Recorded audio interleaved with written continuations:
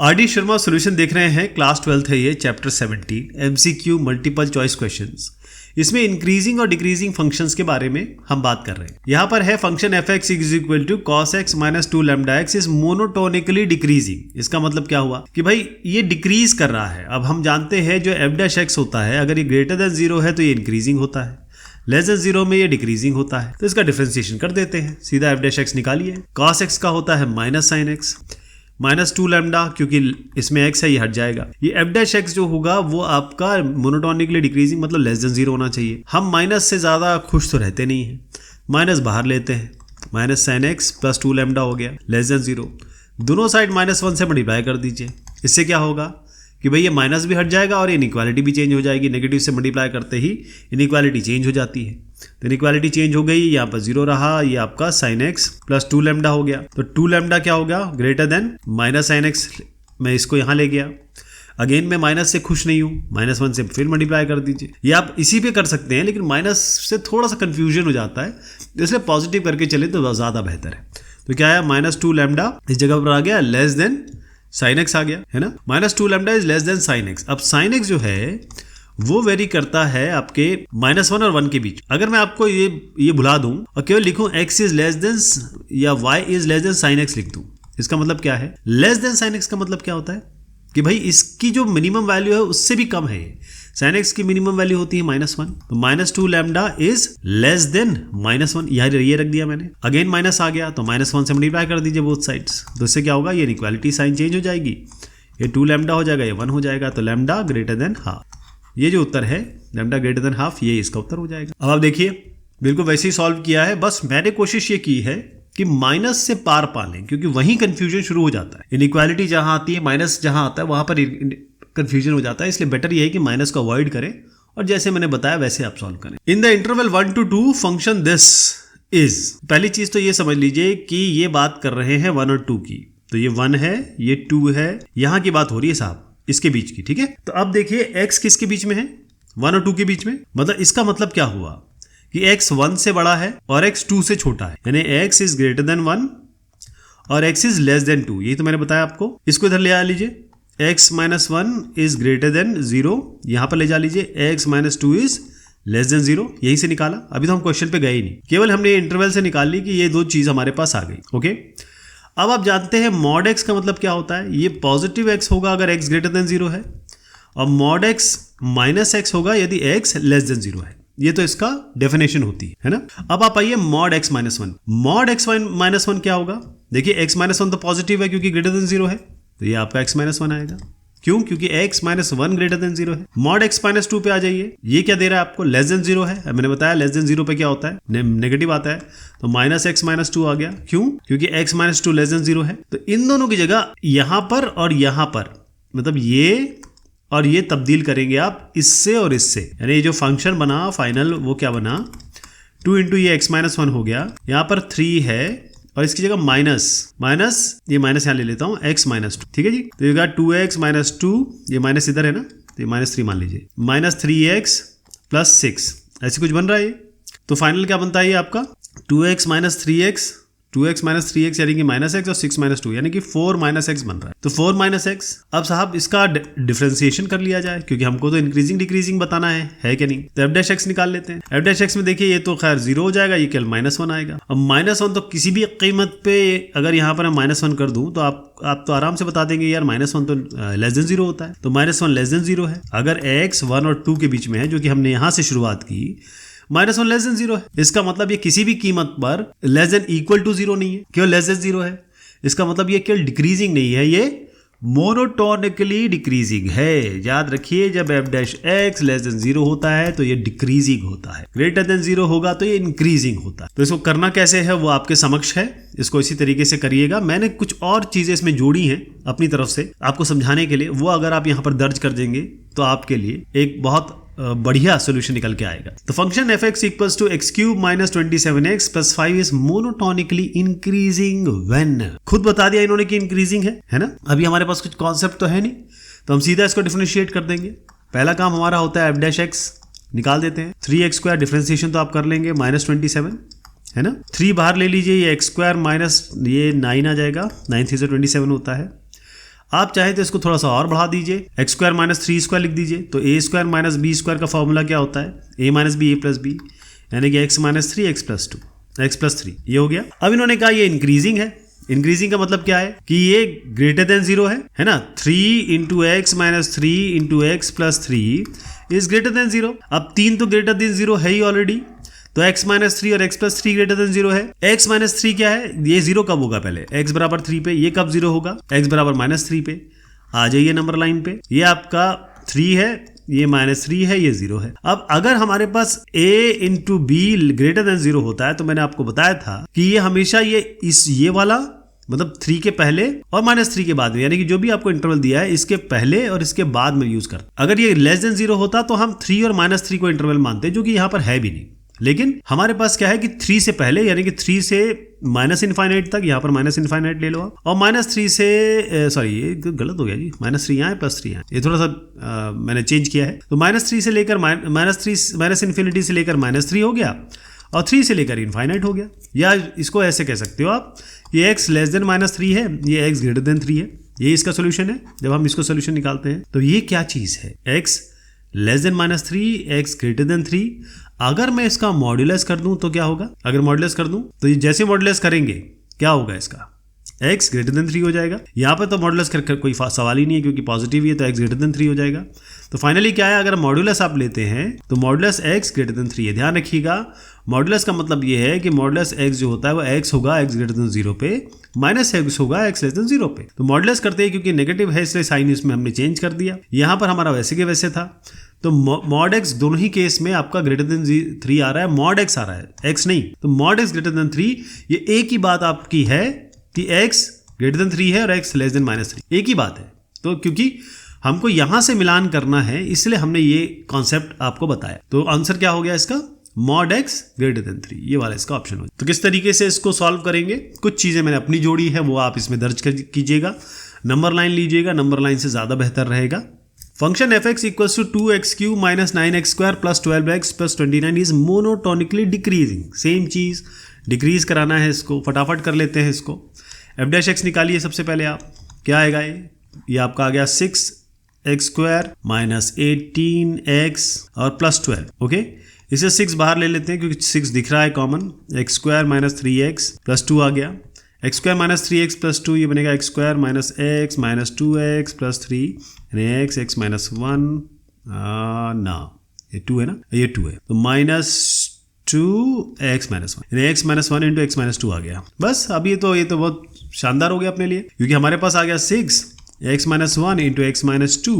ये कह रहे हैं मोनोटोनिकली डिक्रीजिंग है, मतलब लेस देन 0 है। अब मैंने आपको बताया था जब लेस देन 0 होता क्या होता है, अब कभी भी मैंने समझाया था ना कि हम क्या करते हैं कि जब यहाँ पर हमारे पास, अच्छा पहले देख लेंगे कब 0 होगा, ये x बराबर 1 पे ये क्रिटिकल पॉइंट निकालने होते हैं। x माइनस 2 0, x बराबर 2 पे होगा, तो 1 और 2 हमारे क्रिटिकल पॉइंट है। जब ये लेस देन 0 आता है और ग्रेटर देन 0 आता है तो हम क्या करते हैं, याद है आपको, जब ये लेस देन 0 आता है तो अभी मैंने जस्ट जो पिछला क्वेश्चन था इसमें आपको बताया था, ग्रेटर देन 0 पे हम क्या करते हैं, यहाँ वाला और यहाँ वाला लेते हैं, मतलब ये 1 2 माइनस इनफाइनाइट, 2 2 प्लस इनफाइनाइट।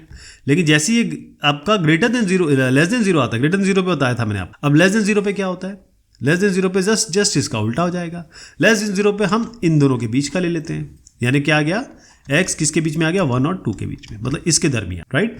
तो f(x) is decreasing when x is between 1 and 2, तो ये इसका उत्तर हो, ऐसे निकलेगा जी। इसको करेंगे कैसे, लिखेंगे कैसे, वो सब आपके सामने है, वैसे मैंने समझा दिया है। आप, मुझे नहीं लगता आपको कोई तकलीफ होगी, कुछ भी प्रॉब्लम हो तो जरूर बताइए। ये इसी तरीके के क्वेश्चन चले आ रहे हैं हम। If the function this is monotonically increasing in every interval, then ये आपके पास ऑप्शन है, k less than 3, k less than equal to 3 और ये तमाम ग्रेटर देन वाले। हमारे पास इनको देखने का समय बाद में है, क्यों, क्योंकि हमारे पास पहले तो ये पता है कि इसका डिफरेंशिएशन करना होगा। डिफरेंशिएशन कर लेते हैं सबसे पहले, क्या आ गया, kx³, यानी कि ये होगा 3kx², ये बनेगा आपका 18x, ये बनेगा आपका प्लस 9, इसमें 3 बाहर ले लीजिए, तो kx² माइनस 6x प्लस 3, यहाँ तक ठीक है, यहाँ तो कोई प्रॉब्लम नहीं है। अब आपको बताया गया कि भी मोनोटोनिकली इंक्रीजिंग है, मतलब f' ग्रेटर देन 0 होगा, मतलब ये ग्रेटर देन 0 होगा।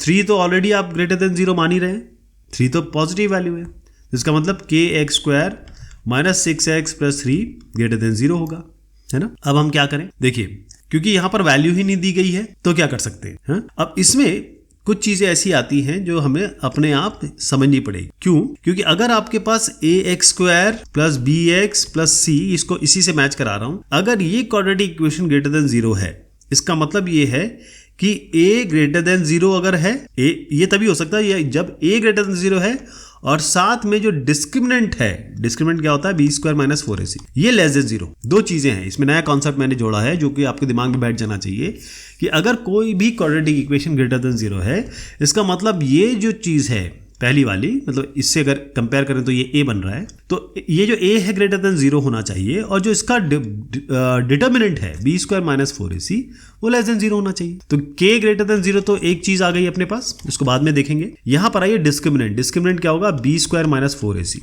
देखिए a k हो गया, b आपका -6 हो गया और c आपका हो गया 3, तो b² माइनस 4ac कर लेते हैं, यानी -6 whole square minus 4 into KAC मतलब 3, ये आपका लेस देन 0 होना चाहिए। ये हो गया 36 माइनस 12K लेस देन 0, तो 12 के इधर ले जाते हैं, ये basically 36 is less than 12K, या कहेंगे 12K is greater than 36, K is greater than 36 by 12, तो ये बनेगा आपका K ग्रेटर देन 3, ये 3 से जाता है। तो K या तो ग्रेटर देन 0 हो, ये यहां से ले आए, और K ग्रेटर देन 3 हो। अगर आप नंबर लाइन बनाए और आप कह रहे हैं कि भाई ये 0 है 3 है, और आप कह रहे हैं एक नंबर 0 से भी बड़ा है और 3 से भी बड़ा है, तो इसका तो कोई मतलब ही नहीं है, ये 3 से ही बड़ा होगा, है ना। इन दोनों को अगर जोड़ दें तो क्या आता है आपके पास, K ग्रेटर देन 3, तो K ग्रेटर देन 3, यही उसका उत्तर हो गया। इसी को आप दर्ज करेंगे। अब इसका जो स्टेप बाय स्टेप सोल्यूशन है वो जरूर देख लीजिए।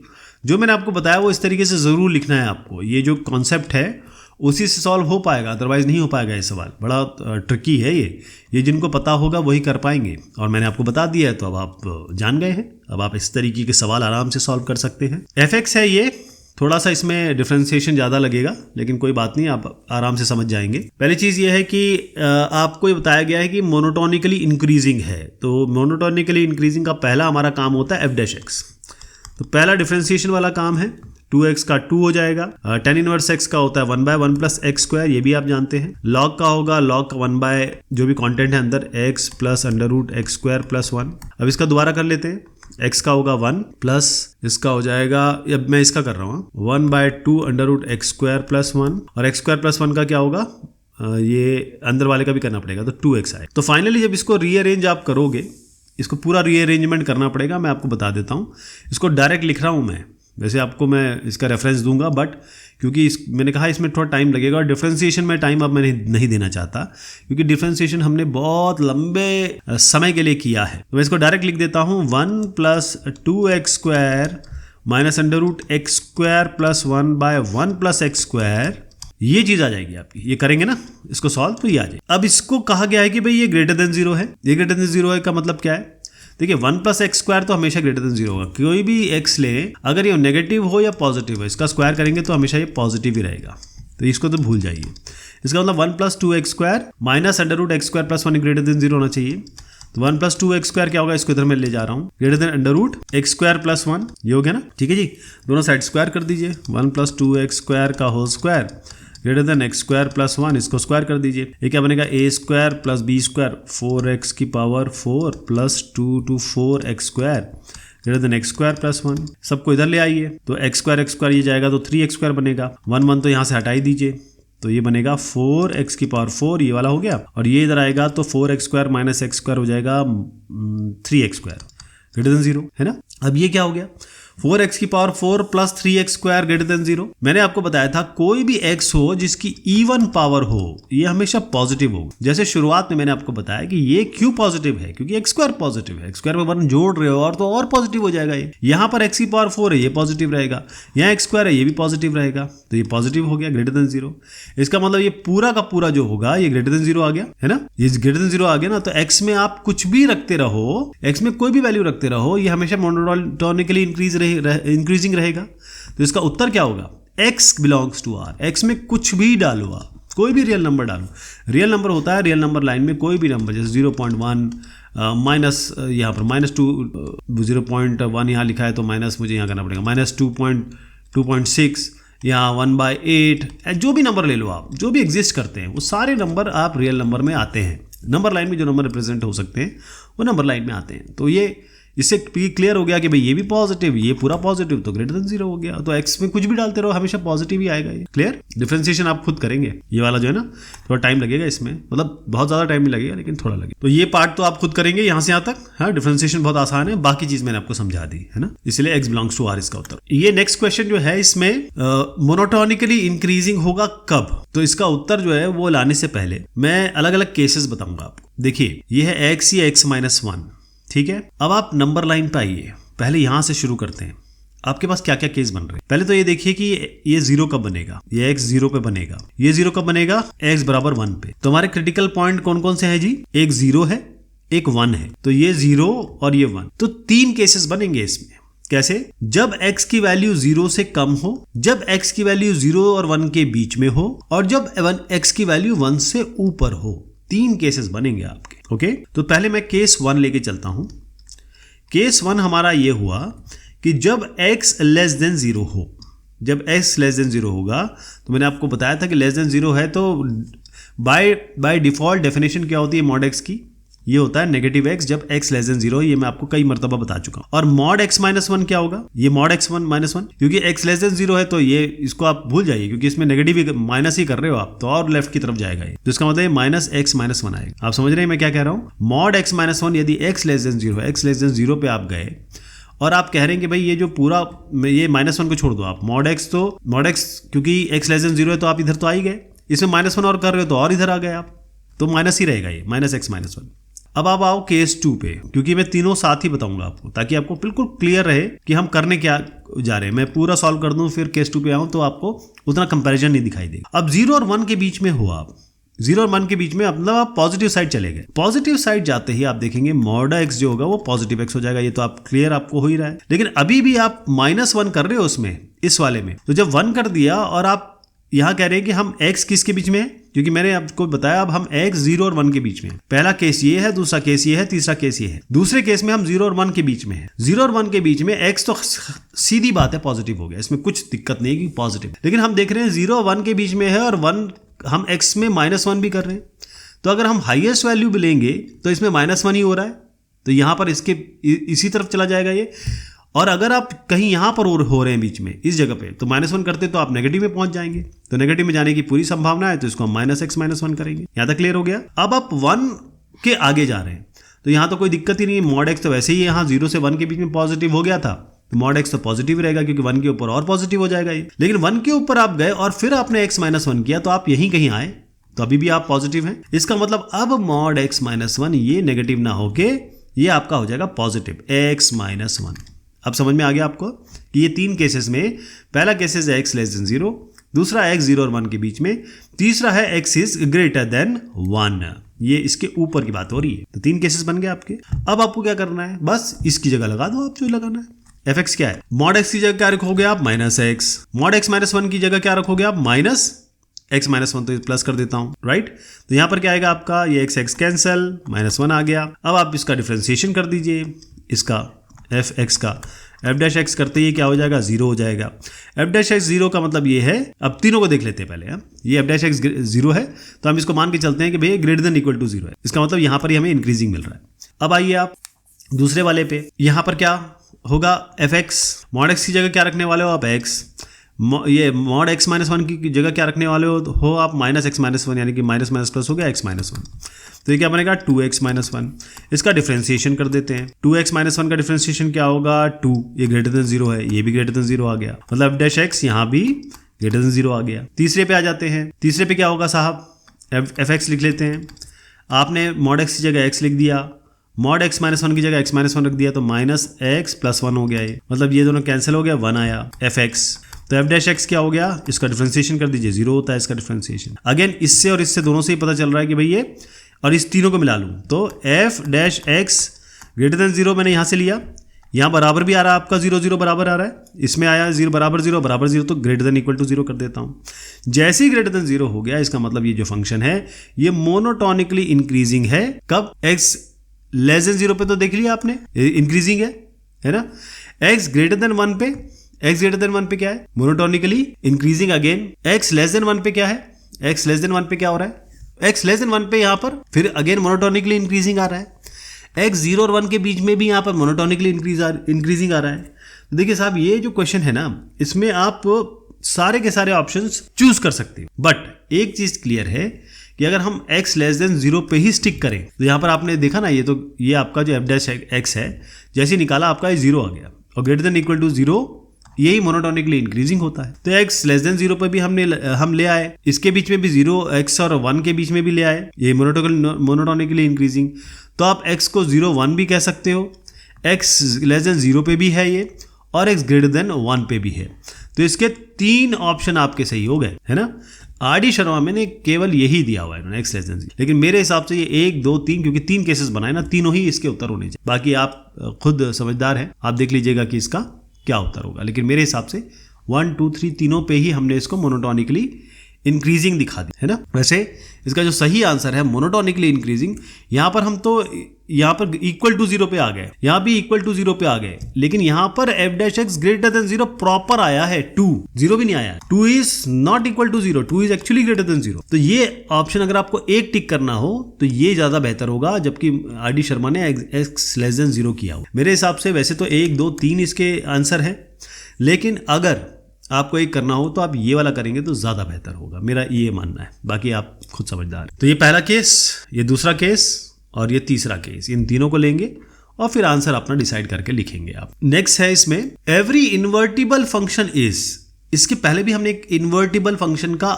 मतलब आंसर में था वो एफ इनवर्स एग्जिस्ट, तो उसका उल्टा बता दीजिए आप कि भाई every invertible function is a monotonic function और every monotonic function is an invertible function, right.